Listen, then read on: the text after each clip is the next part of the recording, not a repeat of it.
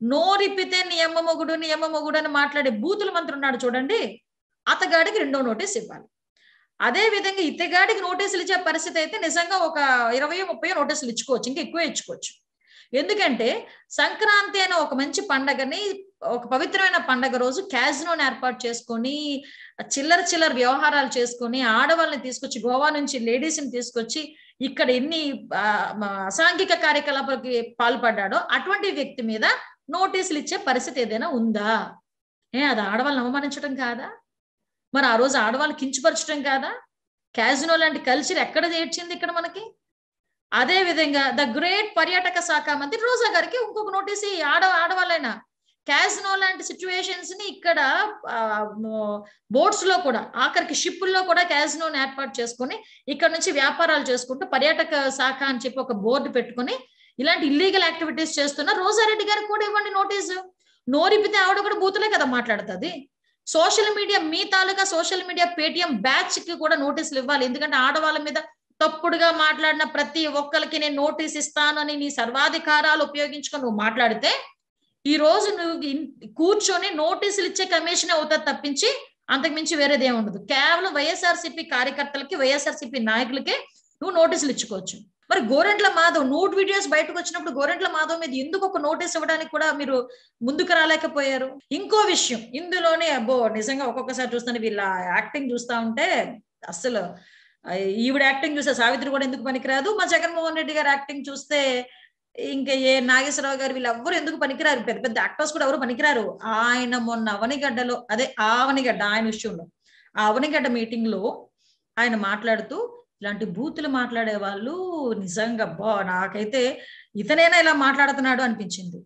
అంటే ఇలాంటి బూతులు మాట్లాడే వాళ్ళు, ఇలాంటి మాటలు మాట్లాడే వాళ్ళు రాజకీయ నాయకులు అవ్వటం నిజంగా మనం చేసుకున్న దురదృష్టం. ఇదే పదం ఉపయోగించాడు. ఎస్, నీకులాంటోడిని ముఖ్యమంత్రి ఎన్నుకొని ఈరోజు మా చెప్పులు ఇచ్చి మేము కొట్టుకునే పరిస్థితి మాకుంది కదా. నిజంగా మేము సిగ్గుపడాలి. నీ క్యాబినెట్ లో ఉన్న ఏ మంత్రి బూతులు లేకుండా మాట్లాడాడు చెప్పమనండి. ధర్మాన ప్రసాదరావు రైతుల గురించి బూతులు మాట్లాడతాడు. బొత్స సత్యనారాయణ అదే మహిళా రైతుల గురించి నోటుకొచ్చినట్టు మాట్లాడతాడు. ఇక్కడున్న అమర్నాథ్ అడిగి ఏంటో అందరూ ఎడ్డం తెడ్డం లేకుండా ఉండే వ్యవహారం చేసే మనిషి ఆ అమర్నాథ్ ఆ నోటుకొచ్చినట్టు మాట్లాడతాడు. నోటుకొచ్చినట్టు మాట్లాడమే కదా, బూతులే మాట్లాడతాడు ఆయన. అంటే ఏదో అంటారు కదా, తల్లికి చెల్లికి కూడా తేడా లేకుండా మాట్లాడే వ్యక్తి. అదే విధంగా పెడితే కొడాలి నాని, అందరికి జగమెరిగిన సత్యం, ఆయన యూనివర్సల్ బూతుల మంత్రి. ఆయన పేరుని నాని ఏం మాట్లాడతాడో తెలియదు, ఆయన కూడా బూతులే మాట్లాడతాడు.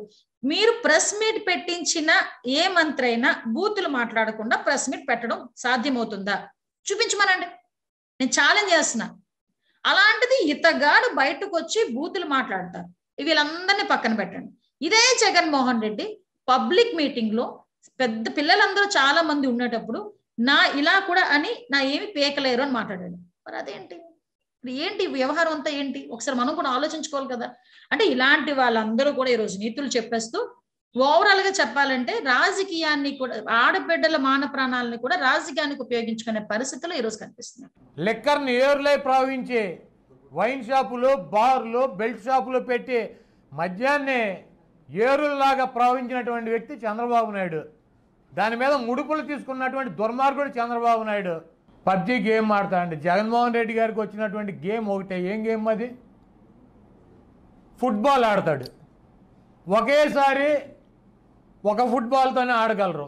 జగన్మోహన్ రెడ్డి గారు 10 ఫుట్బాల్స్ని ఒకేసారి తనగలడు. ఇప్పుడు ఈ నా కొడుకులందరూ చెట్టుకోవడం పుట్టుకోవడం అయిపోయి మనందరం కలిసి వెళ్దాం, ఎంతమంది బాల్ చేసినా కూడా ఇదేంటి తన్నేస్తున్నాడు, మన బతుకులు ఏమైపోతాయి? జగన్మోహన్ రెడ్డి గారికి వచ్చిన గేమ్ ఏంటి? Political football. ఏమైపోయారు నా కొడుకులందరూ? చెట్టుకోవడం పుట్టుకోవడం 0%, 3%, 1%.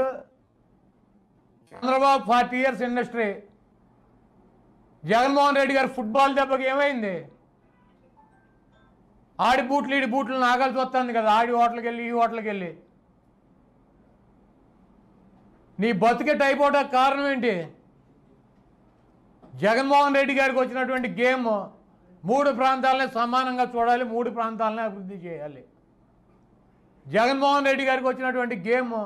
కాబట్టి ఇటువంటి నీచాతి నీచంగా ప్రవర్తిస్తున్నటువంటి చంద్రబాబు నాయుడు కానీ, పవన్ కళ్యాణ్ కానీ ఈ ఉత్తుత్తి కొడుకు లోకేష్ను కానీ రేపు రాబోయే ఎన్నికల్లో దారుణాతి దారుణంగా చిత్తుగా ప్రతిపక్ష పాత్ర కూడా పనికి రాకుండా ఓడించడానికి ప్రజలు సిద్ధంగానే ఉన్నారు. వీళ్ళు చూపించినటువంటి చెప్పులు, వీళ్ళు మాట్లాడినటువంటి భాష వీళ్ళకే ఉపయోగపడుతుందో వాటన్నిటిని కూడా దాచిపెట్టుకోమని చెప్పి కోరుతున్నా. ఒక ఆడపిల్ల కోర్టుకు వెళ్ళి ఆర్డర్లు తెచ్చుకుంటే హైకోర్టు నుంచి, సుప్రీంకోర్టు నుంచి వాటిని కూడా ఇంప్లిమెంట్ చేయకుండా సంవత్సరం పాటు రానివ్వాల. మేము ఎవరిని సస్పెండ్ చేసాం? సంవత్సరం తెలుగుదేశం పార్టీ సభ్యులను, జనసేన సభ్యులను అసెంబ్లీ నుంచి ఎవడ ప్రజాస్వామ్యాన్ని కూనీ చేశారు? జగన్మోహన్ రెడ్డి గారు పార్టీ పెట్టి అధికారంలోకి వచ్చాడు.